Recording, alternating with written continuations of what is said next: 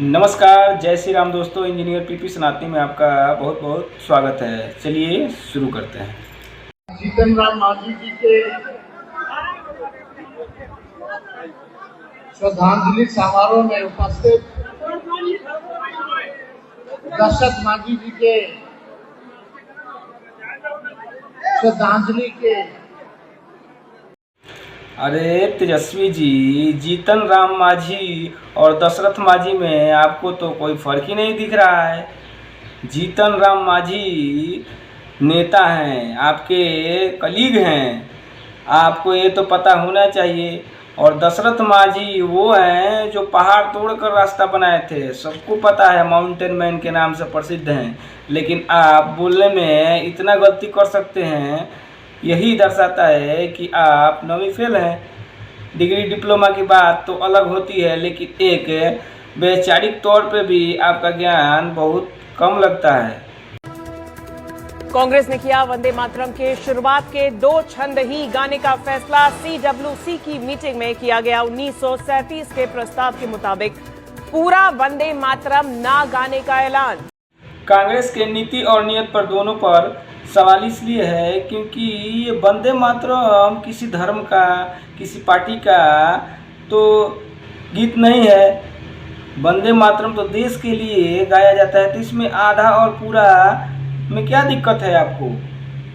1937 में चले जाते हैं, 1947 में देश आज़ाद हुआ है। मतलब कि आपको जिस चीज़ में देवी देवता इस तरह का कोई बात हो जाए तो उससे आप लोगों को नफरत है। मतलब सनातन संस्कृति से आप लोगों को बेहद नफरत है। अरे इसमें तो देश के लिए ही गाया गया है चीज़, देश का ही गुणगान बताया गया है, देश को माता कहा गया है, तो इसमें भी आपको प्रॉब्लम हो रही है। आप लोग तो बीजेपी का विरोध करते करते पूरे देश के 100 करोड़ आबादी का विरोध करने लगे, सनातन संस्कृति का विरोध करने लगे। ऐसे में आपको वोट कौन देगा, ये आप लोग को खुद सोचना चाहिए। ऐसे में तो पार्टी आपकी हाशिए पे चले जाएगी। इतना खराब प्रदर्शन आप लोग का ऑलरेडी है, और इस तरह की बयानबाजी, इस तरह का कर्म आप लोग का जो है, इससे मुझे नहीं लगता है कि आगे चलकर आप लोग का कुछ भला हो सकता है। ये किस प्रकार के देशभक्त हैं भाई, जिनको राष्ट्रीय गीत, राष्ट्रीय गान गाने में प्रॉब्लम हो जाए? मुझे नहीं लगता है कि इस तरह के लोग देश के हित में कार्य करेंगे। जो राष्ट्रीय गीत, राष्ट्रीय गान गाने में जिनको दिक्कत हो जाएगी, वो भला देश के हित में क्या ही काम कर सकते हैं? ये तो जनता भी समझती है। पार्लियामेंट में बिल पास हो गया है, इसका मतलब कि आपको वंदे मातरम पूरा गाना ही पड़ेगा। अगर आप वंदे मातरम नहीं गाते हैं तो आप कानून का उल्लंघन कर रहे हैं, और इसके लिए आपको सजा भी हो सकती है।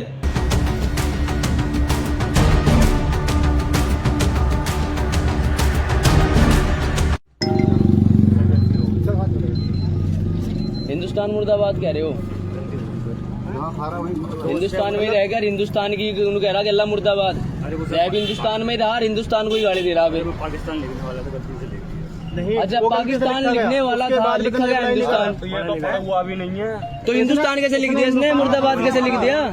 पढ़ा हुआ नहीं है तो बोल का जो लिखा वही तो होगा भाई। मैंने हिंदुस्तान का तो वही होगा। पढ़ा हुआ नहीं है तो तुमने फिर हिंदुस्तानी कैसे लिख दिया? पाकिस्तानी क्यों नहीं लिखा तुमने?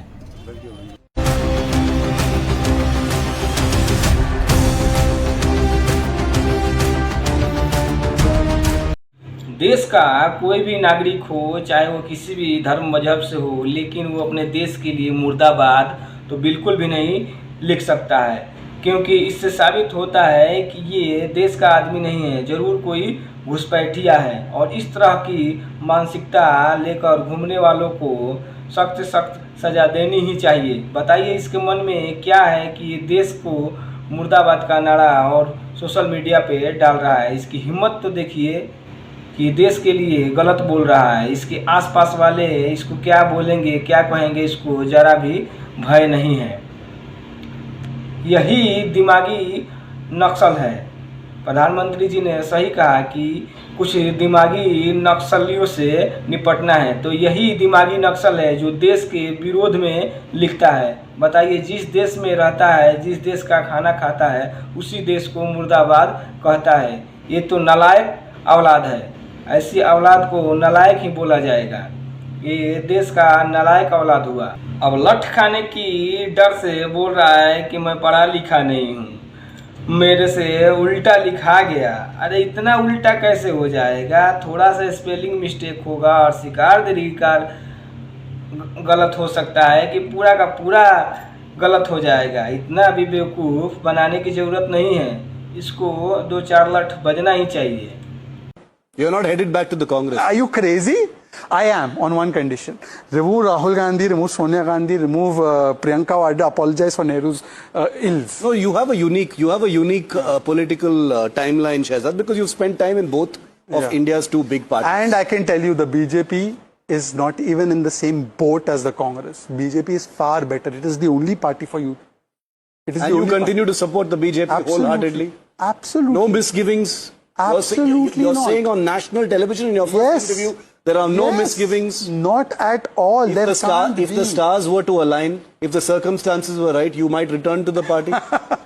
Look, I'm not a Bhavishya Vakta like Rahul Gandhi, but all I can say in the present moment, there is no greater leader this country has had, will have, than Prime Minister Modi. NDTV वाले बैठा लिए कि अब बंदा resign किया है तो कुछ पार्टी के विरोध में तो कहेगा, लेकिन शहजाद पूनावाला पार्टी के विरोध में तो कुछ कह ही नहीं रहे हैं। वो तो बोल रहे हैं कि कांग्रेस से फार बेटर है बीजेपी। हमें बस रेंट देने का पैसे हमको नहीं मिल रहे थे, कोई हमको पार्टी की तरफ से मंथली पेमेंट नहीं मिल रहा था और मेरा सारा समय इसमें खर्च हो रहा था। 24 घंटे 24/7 मैं काम करता था बीजेपी के लिए और मेरे पास और कोई स्रोत नहीं है जिससे मैं अपना खर्च चलाऊं। रूम रेंट देने का मेरे पास पैसा नहीं है तो मैं दे सकूं, इसलिए मैं पार्टी को रिजाइन किया हूं ताकि मैं अपना कोई जॉब करके और अपना खर्चा निकालूं। लेकिन लोग समझ रहे हैं, न्यूज़ वाले समझ रहे हैं कि अब तो इनको बैठा कर कुछ इनसे उल्टा कहवाया जाए पार्टी के बारे में ताकि ब्रेकिंग न्यूज़ बने। लेकिन शहजाद अपने विचारधारा पे आज भी कायम है। मुझे लगता है पार्टी को इस पर संज्ञान लेना चाहिए और फिर से उनको वापस शामिल करना चाहिए, क्योंकि बहुत प्रखर और बुद्धिमान तेज प्रवक्ता है, इसमें कोई दो राय नहीं है।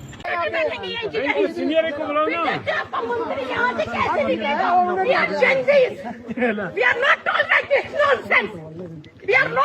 this nonsense. आप लोग मुझे बताओ, आप लोग बैठोगे या नहीं बैठोगे? चलो चलो कैसे रोकेंगे? 5 घंटे हो गए, निकालो सब लोग गाड़ी और चलो। यहाँ पे ये सब टॉलरेट करने आते हैं। ताला लगा दिया इन्होंने, कश्मीरियों के साथ तो करते हैं, अब बाहर के टूरिस्टों के साथ भी कर रहे हैं। ये 36 साल की बुढ़िया किस तरह से जेंजी लग रही है। तुम टैक्स देती हो, तुम अकेले टैक्स भर रही हो, तुम्हारे अकेले टैक्स के वजह से क्या पूरी आर्मी चल रही है? बोलने का तमीज़ नहीं है। प्रोटोकॉल कौन फॉलो करेगा? आर्मी है, तेरे घर का कोई नौकर नहीं है जो तू जैसे चाहेगी वैसे हो जाएगा। जब तुम उस सेंसिटिव एरिया में गई हो, तुझे बचाने के लिए ही वो कह रहे हैं कि अभी स्नोफॉल हो रहा है, इस समय अगर तुम जाएगी तो मर जाएगी, तेरे को परेशानी हो जाएगा। तुझे ही बचाने के लिए वो ये सब कानून का पालन कर रहे हैं और तुम उन पर भड़क रही है। तेरे मन में जरा भी सम्मान नहीं है देश के लिए, तेरे मन में जरा भी सम्मान नहीं है सैनिकों के लिए। नौकरी का पैसा मिलता है, जान का पैसा कोई नहीं देता है। वो नौकरी करते हैं 24 घंटे तो उनको पैसा मिलता है। नौकरी तुम भी करती है, नौकरी हम भी करते हैं, नौकरी सारे लोग करते हैं तो नौकरी का पैसा मिलता है। लेकिन वहाँ जान का खतरा है, जान का खतरा वो मोले हुए हैं और जान का बाजी जो लगाए हैं उसके लिए कौन पैसा देगा? उसके लिए कोई पैसा देता है? नहीं देगा ना। तुम बताओ तुम्हारे जान का क्या कीमत है? कोई कीमत है? जान का कीमत कोई लगा सकता है?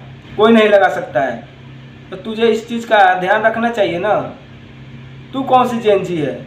जेनजी ऐसे नहीं हो सकते हैं। ये नहीं कि कहीं भी जाकर रायटा फैलाने लगे और कोई भी सैनिक मार्च हो रहा है, कुछ भी हो रहा है तो तुम्हें जाने तो नहीं दिया जा सकता ना। तुम कहीं की प्रधानमंत्री हो क्या जो तुम्हें ऐसे ही कहीं जाने दे दिया जाएगा? जो प्रोटोकॉल है उसको तो फॉलो करना पड़ेगा। ऐसा है, ठीक है, यहाँ पे तेज बारिश हो रही है लेकिन ऊपर जहाँ पे है वहाँ पे बहुत तेज स्नोफॉल हो रहा है। ओके, तो हम रिस्क नहीं लेना चाहेंगे। जब एरिया सेफ होगा, थैंक यू। जब एरिया सेफ होगा तभी हम आपको ऊपर भेजेंगे। ओके,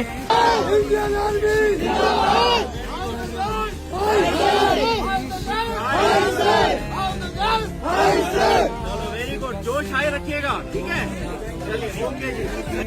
इतना इस भैंस के चिल्लाने के बाद भी हमारी सेना की विनम्रता देखिए, ये ऑफिसर जो हैं इनकी विनम्रता देखिए कि इसके बाद भी उन्होंने कितना समझाया और समझाने के बाद अपना हाथ भी जोड़ लिए। ऐसे ऐसे बेवकूफ़े के सामने हाथ जोड़ने की ज़रूरत नहीं है। हमारी सेना और सर को हम सब लोग सलाम करते हैं, हम सब लोग प्रणाम करते हैं। ऐसे बेवकूफ़ गधों के सामने हाथ जोड़ने की आवश्यकता नहीं है। तो सर मैं इसलिए आपके माध्यम से आगे अपनी माफी पहुंचाना चाहती हूँ और मैं कुछ भी चाहती हूँ सर। मेरे मुंह से निकल गया कि हम लोग जैनजी हैं, हम लोग ये बर्दाश्त नहीं करेंगे, क्योंकि उन्हीं दिनों आपको पता है 1 महीने पहले जंतर मंतर पे जो चीजें चल रही थी वो दिमाग में मेरे घर कर चुकी थी, जिसकी वजह से मेरे दिमाग में पता नहीं क्या उस टाइम क्या मुझे नहीं समझ आ रहा क्या प्रॉब्लम हुआ कि मैंने उस टाइम वो मेरे मुंह से निकल गया वो वर्ड, जबकि मुझे नहीं बोलना चाहिए था। क्योंकि मेरे को क्या मतलब बनता है कि मैं वहाँ पे सिक्योरिटी जो वो थे वहाँ पे लोकल पुलिस में उनसे जैसी बोलूँ, मुझे नहीं बोलना चाहिए था। इसलिए मेरे कोई पर्टिकुलर किसी को पॉइंट नहीं था कि मैंने जैनजी को पॉइंट किया या किसी और को पॉइंट किया। मेरे बारे में लोग इतना गंदा कमेंट कर रहे हैं, बहुत उल्टे सीधे कमेंट कर रहे हैं, जिससे मेरी फैमिली मेरा सारा। जिस आदमी की जो मानसिकता होती है वही उसके मुंह से निकलता है। तुम्हारे मन में ये बातें थी तभी तो तुम बोल बैठी। तुम्हारे ऐसे संस्कार हैं, तुम्हारे ऐसे गलत विचार हैं, तुम्हारे ऐसे गलत मानसिकता है, इसीलिए तुम ये बोल बैठी। जिसको गाली देने की आदत होती है वही फट से गाली दे देता है। तो तुझे ये उल्टी सीधी बातें करने की आदत है पहले से, तभी तो तू बोल बैठी। अब कर ये लोग गालियाँ दे रहे हैं तो लोग तुझे क्या आरती उतारेंगे? लोग तो गालियाँ देंगे ही। तुमने ऐसा गलत काम ही किया है। सेना हमारे लिए प्राइड की बात है, और सेना का तुम अपमान करेगी तो लोग क्या करेंगे? तेरा आरती उतारेंगे। लोग तुझे तो गाली ही देंगे। अब इस बात का हमेशा ध्यान रखना।